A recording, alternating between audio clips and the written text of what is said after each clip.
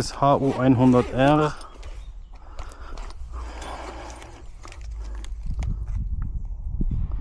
HU100R.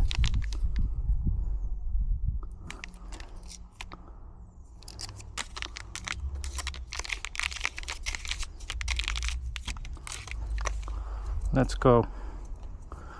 Jetzt schauen wir erstmal,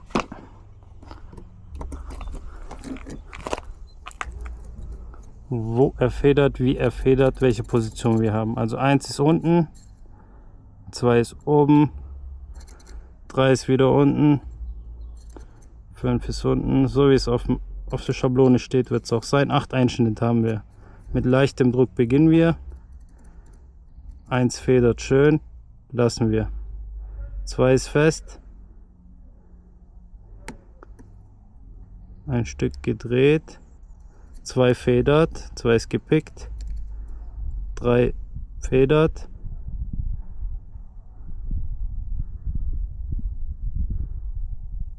4 ist sehr fest. 4 federt jetzt, ist gepickt. 5 federt. 6 ist auf der 4, federt nicht, lassen wir den mal. 7 federt.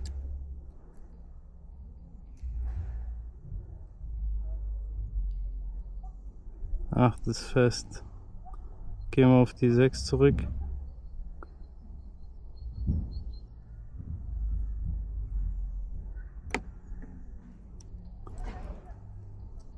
Die 6 ist gepickt, war sehr fest. 1, 3 federt, 5 federt, 7 federt,